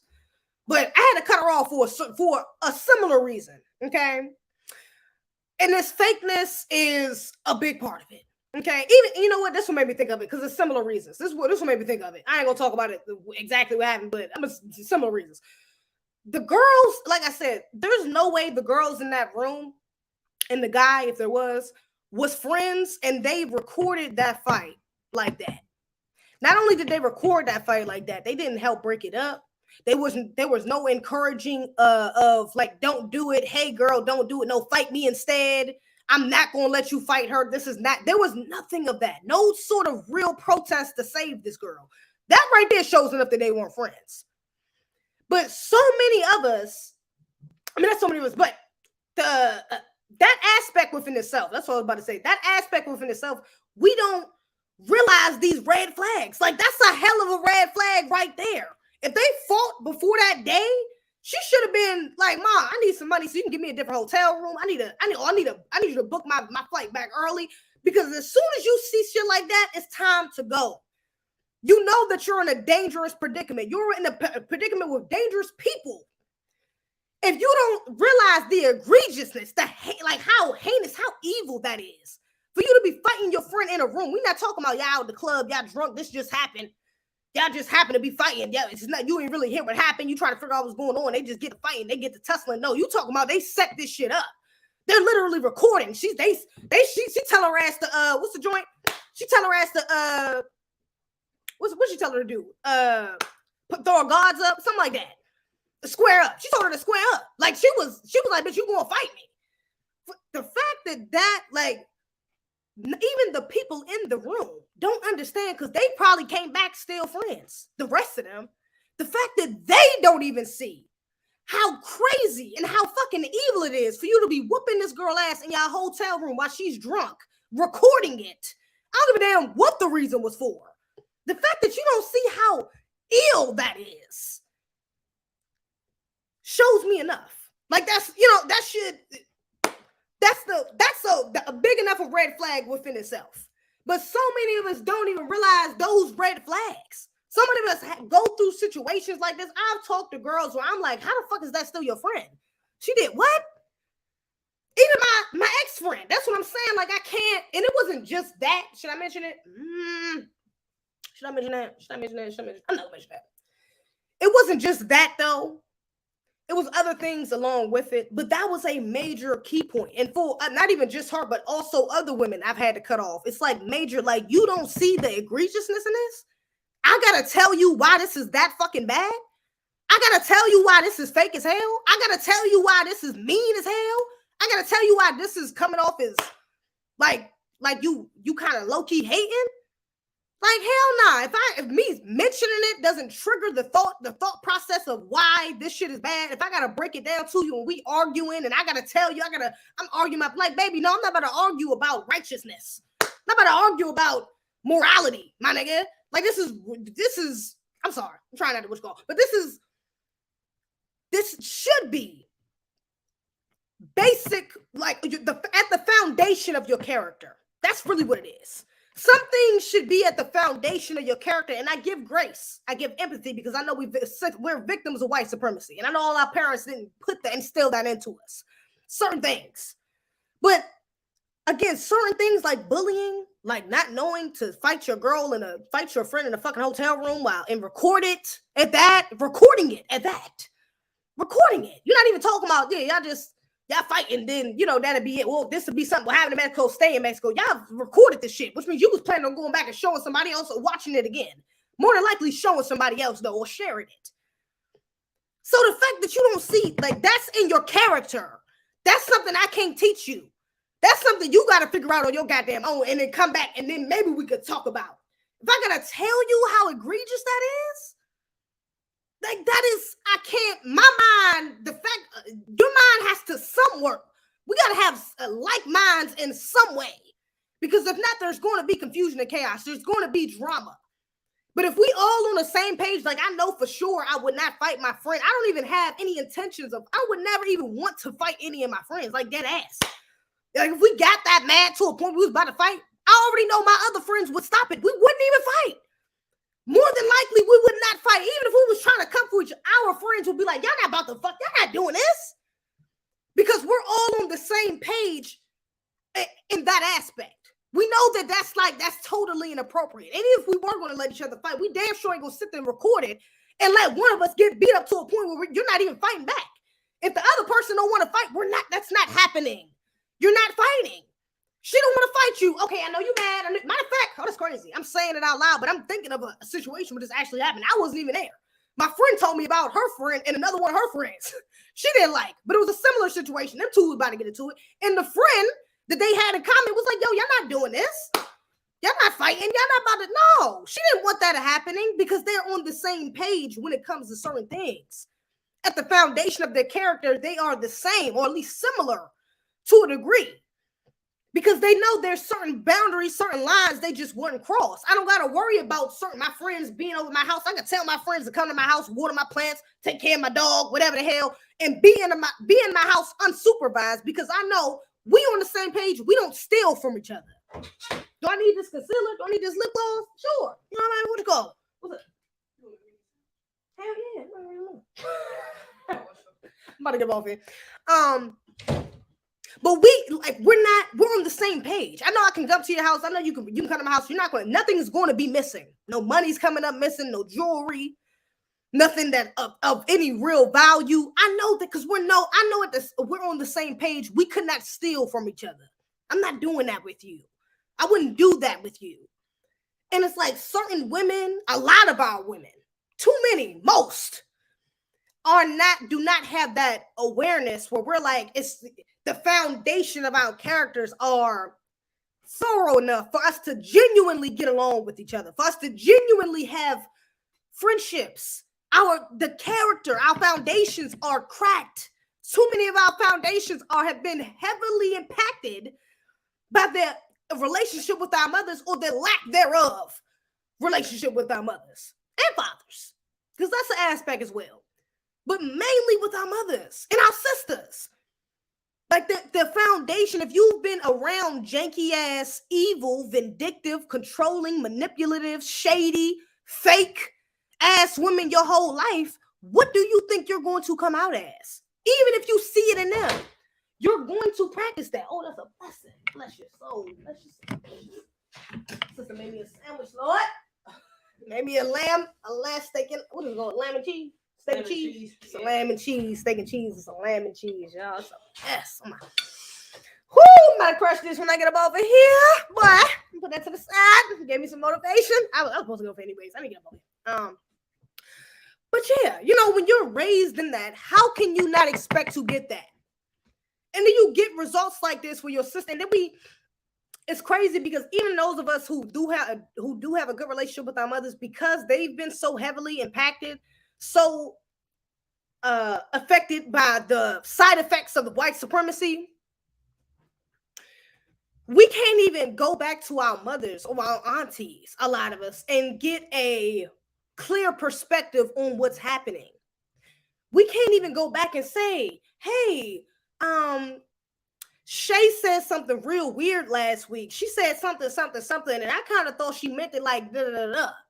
Because sadly, our mothers don't understand their lack of awareness. And so their own biases will disrupt the advice that they're trying to give you. Instead of saying, hey, babe, look, she did this, that, and that. Well, maybe you should talk to her about this, that, and that. Maybe you should bring this to her in this way. Maybe you should say that in this way. Or maybe you should maybe you should cut her off. Or maybe you should change how you do. Instead of getting genuine advice, a lot of the times we'll get more drama. We'll be motivated or influenced to want to participate in more drama or chaos. Oh, she said this, Oh, okay, well then maybe you should go back and say Maybe you should tell her, or maybe you need to go confront her about something because she did it. And that other girl fake because she did it. Like now you're getting wrapped up in more bullshit. And a lot of the times it's sad to say our mothers will be the ones that motivate us to go fight. A lot of the times our mothers will be the ones to motivate us to go fight. Oh yeah, she said this. You better go whoop her. What's known? I think all of us know this as FBAs.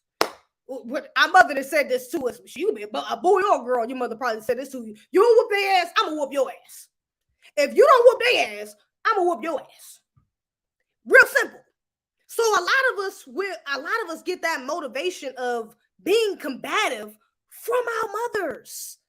We're going out and fighting because our mothers are telling us. Because our mothers are pulling up to these girls' houses and saying, bitch, come outside. My daughter about to beat your ass. Because our mothers are condoning this. Like it's not, and that's why I'm saying so many of our women, and if you grow up like that, if you grow up where you have a mother who's pulling up to a fucking 15-year-old's house, or walking to a 15-year-old's house so you can whoop their ass, or you going home because you didn't want to fight a girl and then you get your ass beat by your mother, how do you think that's going to affect you when you get older?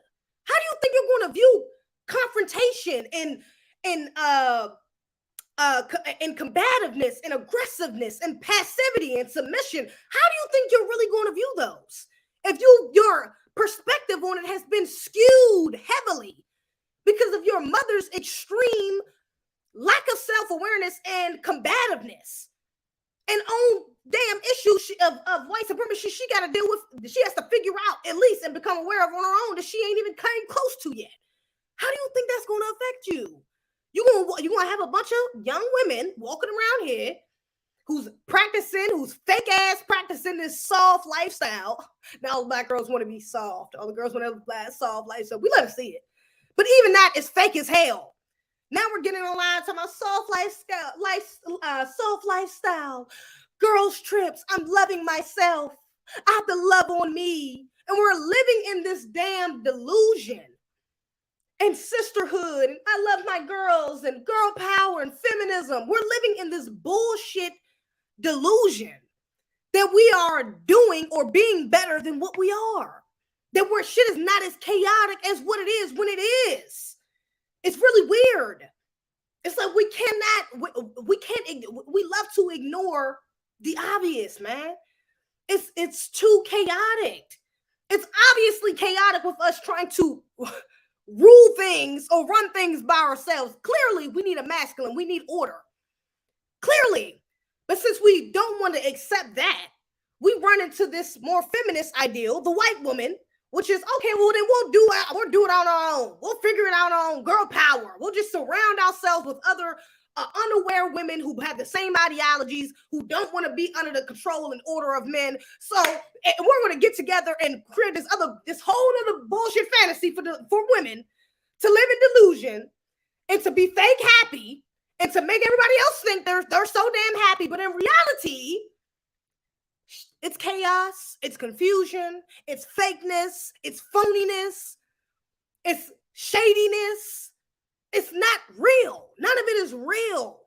That's why I don't be believing half these women who get up here and talk about this my girl, this my friends, they go on a group. When I see 6-7 women on a girl trip, man, and they not family, half of them ain't cousins, they all just friends. Girl, you know damn well she don't like her. She ain't never talked to her. She just met her. She met her through her. Y'all ain't damn friends. It's unlikely. We are victims. We are extreme. We can't even be compared. That's why I didn't want to get into what other groups of women do too much. It's just Mean Girls and the Tamla with the white women situation. I could not relate it because it relates too directly. But we are a special group of people. Moreover, women, of course, because our experiences here in this country, absolutely. But we can't ignore some of the behaviors and practices of other women that other women have that we clearly are not doing, and not see like, okay, let's at least examine it a little bit. Maybe let's look a little into it. We can still recognize system of white supremacy, absolutely, but let's look a little. Let's figure out what's really happening. Let's at least be honest about what's happening right now. At the very least, let's be honest. Many of us are not even willing to do that. Many of us aren't. Because again, we want to get to this level of self-awareness where it only peaks at where we got to do something different. Once we got to do something different, then the awareness shoots straight down. Nigga, the awareness is out the damn window. That is the culture. That is the mindset, the mentality of many of our women. It's sad, but it is what it is. And that's that again, I'm not here to just go on black women. I love me. Shit. I love us. But we got to be real with some of the predicaments our women is in. Some of us, man, we too far gone. A lot of us are very far gone, okay? But still can be saved. It's just we got to be aware about it, and we have to be honest. That's why I don't get close with too many black women. Let's just be fucking real. I get all these women in my comments, oh my gosh, black men love you. You just a pick-me. You only want a man. Let's just be real. It's because black men see the bullshit. Black men, what's up? Well, my sheets down there. They was on the table. Because I only have my what's it called in my pocket. I think they was on the table. Where?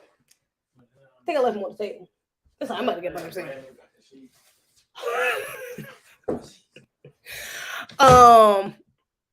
My bad. What was I about to say? I gotta get the hell up off here. What was I about to say? What was I saying before I just said that? Before I got distracted, I forgot. Look, point is, man. Point is, black men. I was saying about black men. Yeah, I get a bunch of black men in my comments hate on me. Like, oh my gosh, black men. No, it's because a lot of black men recognize the fakeness of a lot of these women, bro. And a lot of women recognize my realness. And I'm fucking, bro, y'all be hating. Let's just be real. I mean, I waited a long time to say it, but a lot of these damn women be hating like shit. I'm not gonna even hold you. They be hating like shit. You see, I went in an hour 30 minutes just for me to get to the end. Like, you women be hating like shit. I empathize. I get it. But bro, come on. Let's just be real. Some of y'all just be hating like shit, man. It's egregious. It's outrageous, everything between. We got to check that. We got to be honest. We got to be honest. Because again, a lot of the women that, and not even just for my content, this goes back to just being a genuine person or a good person, an attractive person. Let me say that. An attractive person. Maybe it's not looks, maybe it's your personality, maybe it's story, whatever. But being an attractive person, a lot of our women, many of our women, again, it's like we know to a certain, we are aware to a certain extent. So a lot of women, I think, see my content is like they are aware enough to recognize that what I'm saying in my videos is like, it's true. Or they could relate to a degree. But then once they get past the point where it's like, okay, well, I should be changing that. I got to get past that wall of just awareness. I got to change some behaviors. No, I don't want to change the behaviors. I don't want to put in that work. So I'm going to revert back to, I'm just going to be good. I didn't like her delivery. I'm going to just revert back to, no, she's a pick me. Some of her points is a little too much. No, I'm good. I'm going to just revert back to, she's pretty. She's really pretty. She's very attractive. And I'm kind of jealous of that. Let's just be real. I wish I kind of looked like that. Or I wish I had that thing. Or I wish I had this about her. I wish I could do this. So I'm gonna stay back here. What she's saying is cool though, but I'm not fucking with her for real. And that's why. And it don't even gotta be me. I've seen this happen with many other women. My friends can relate. I've had this happen with we talking about in regular friend groups or regular situations. Women will do this. I've had women, I'm talking about in real life, interacting with black women, trying to interact with black women, and black, it's just they kind of it's like a bit of it is a projection because I think some of them see me as attractive and think that I'm going to act a way that I don't. Like I get a lot of, I'm surprised you act like that. I'm surprised you, what you call it? Oh, well, I'm surprised that I get a lot of, I'm surprised. Motherfuckers be surprised as hell. Women be so surprised. Okay, girl, but it ain't because you surprised because you surprised because of your own insecurities, your own projection. You surprised because of your own problems. Okay? Because your own lack of awareness of the effects of white supremacy has had on you. That's why you're surprised. Okay? But many of these women, they get caught up in just the idea of what they think I am. And that's with other black women as well. They just get an idea of what they think you are, and automatically, you know, it's a bad interaction, or it's a standoffish interaction. I find myself having to, or had to, and that's my people pleaser side too, is like having to give, it's divine as well though. Yeah, whatever. Having to give more grace though, having to give, being a little bit more passive in certain things, having to look past or look over things when interacting with Black women. I've been in so many, especially when we get around men. Oh, Lord Jesus, nigga, don't let us get around some women I don't know. Let me be the prettiest joint in there, or one of the most attractive joints in there, and there's some attractive men. Nigga, shit's going to get weird. Shit get weird with women quick. I don't even be talking, and then women looking at me funny because I'm talking to the men. Y'all bitches is weird. I'm sorry. It's time to get up off it. It's time to get up off it. It's because y'all be acting weird though. And the men is at least more direct with it. Okay, yeah, they flirt with me. They think I'm cute. They trying but they know they ain't what you call it. So at least I can deal with the honesty of the men. But the women will dead be faking in your face. Oh my God, you're so pretty. Oh my God, you're so cute. Oh my God. And then like, I think I'm a bit of an empath. So like, I can hear more than what you're saying. Oh my God, I just love you. Like, you're so great, Z. Like, oh my gosh, you're just so great. And to me, it's like, oh, bitch, you're so, you just think you all that, don't you? Bitch, you just, girl, you really ain't all that, but you all right. These people in here, they think you just all that. You really not. I see right through you. But you so cute, Z. Oh my God. Like I said, when I say I've had that interaction, and I've came into this awareness later on in life, because I've had this interaction. I didn't realize that women, how envious our women could be. And it's not even just envy, it's a projection of insecurities. I didn't realize how often we do that. But with me having to interact with, especially it's divine, with me having this platform and people seeing me for not just me, but also seeing me for me on here, it's like the women, it just made it so much, the phoniness so much more obvious when I interact, especially around men. Women, they just find the funniest times. Women, we'll find the funniest times to give you compliments or to ask you questions. You wait till we've been cool this whole time, or we've been chilling this whole time. Now when a man step in the room, now you feel a need to say, oh, girl, you so thick. Oh, Z, you so pretty. Now when a dude come in the room, so Z, what are you looking for in a guy? Are you dating right now? It's like, now you got all this fucking interest in me because this Negro that walked in and you think he want me. So now you got to find a reason to deter his attention from me. A lot of men got a lot to do with this. I ain't even about to go into the men part. Because nigga, we going on 2 hours. This is supposed to be an hour. I ain't even going to get to the men. That's a whole nother aspect as well. But it could be other women as well. It could just be women. And if they're feeling like if they're feeling insecure, if they're feeling not up to par, if they're feeling, it just, the energy gets hella weird. Women will do some shady shit, bruh. They will tell you, they will have you dressing down at an event you supposed to dress up. Hey, you're dressing up at an event you supposed to dress down. Come on, just the little things they will do to nitpick and still act like they're your friend. Still act like, oh my gosh, I just love you. You're just so great. But, yeah. Oh, you didn't get a drink? Oh, I thought everybody got a drink. You didn't get a drink? Bitch, you know I ain't get no damn drink. Girl, you know I ain't get no drink. Damn. Oh, Z, you didn't get a drink, girl. I thought you was over Girl, so we made eye contact. You seen what I seen. You seen me, I seen you. And you just poured everybody else's drink with me. You just thought I ain't want no damn drink. But you being shady. And now I got to sit here. Oh, girl, it's cool. It's cool. Mm-hmm. No, it's cool. It's cool. I wasn't even that thirsty. I ain't tripping. I wasn't even that thirsty. Now I got to sit and act like it's cool. But in my head, I'm thinking, this bitch, you trying it. Oh, girl, you tried it. That's what we do. That's what we do. That is the other side of toxic femininity that we practice, that passivity that we practice within, I don't want to say toxic, but dark femininity that we practice and don't address. Because we need light and dark femininity. We need light and dark masculinity. We need light and dark. There has to be a balance. It's never just going to all be good and all be great, all be bad. It can't be all one or all the other. There has to be a balance. That's what life is about, for real. So not to say that dark femininity is a bad thing, that these ways of passivity is necessarily bad, because they can be used for good. But we don't use them for good. We use them for bad, for negative ways, because we are not honest about what we're doing. We're not honest. What is this? What is this? Your system has run out of application memory. What? What does that even mean? I don't even know what that means. Application memory. What? It's time to get up off here. I don't know what that means. But we're not honest, bro. We're not honest about what we're doing. Okay, about how we're really interacting with each other, about how we're really, and I be having, even with my nieces and nephews, I be having something. My niece, the other day I had to tell my niece, because she do this thing where she hug you, but she don't really hug you. Like, she walk up to you and just be like, like, oh, hey, like that. Like, don't be fake hugging me. What the hell is you doing? I had to tell my niece, hey, girl, come put your arm around me and hug me. Hug me, girl. I'm hugging you. Hey, nice to see you. I love you. Hey, beautiful. Like, we have to, it's that practice though. But even little things like that, it's like the passivity of just allowing that to happen. You know what I'm saying? Not having nothing, because she can get older and still, that plays out in different ways. Now you're not speaking to nobody when you come in the room. Now you just, hey, what's the big deal? You're not seeing the big deal in interacting with people and genuinely showing your love for one another. When I see you, I'm genuinely happy to see you. Hug me. I want to embrace you. That's genuine. That's love. That's because I love you, because I want to see you. I don't want to just stand next to you. I don't want to see you. Whatever. That made me feel like you don't want to see me. You don't love me. You don't want to see me.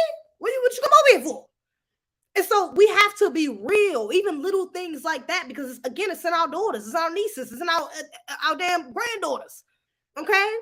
We have to be honest with ourselves and be honest about what's happening, about the behaviors that our children are displaying, about the behaviors that we are displaying, about the things that we do. We have to be more honest, and we got to be more honest with them, with the children.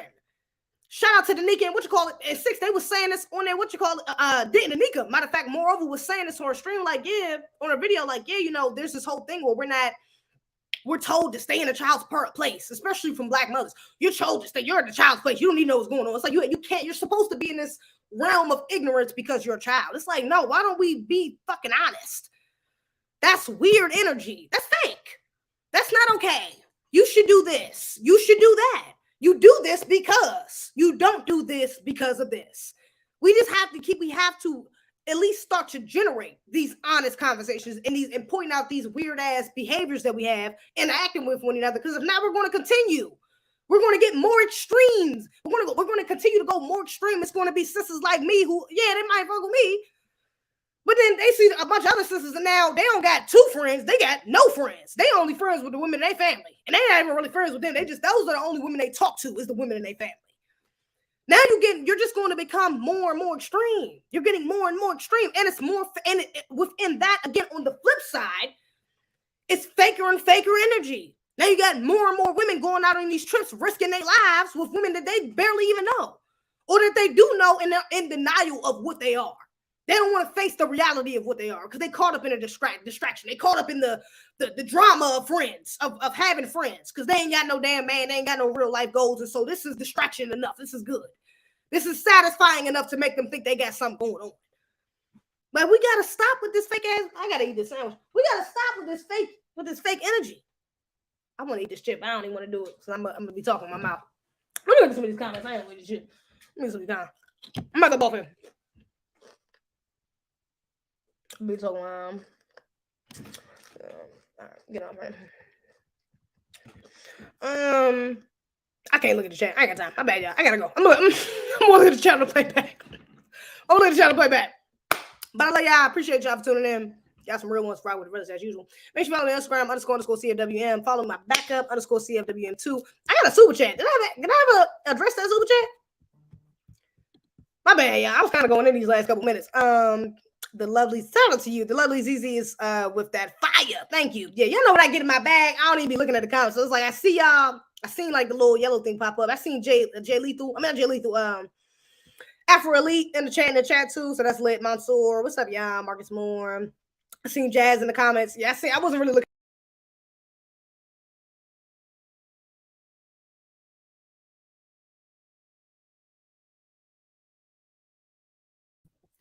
Oh wow.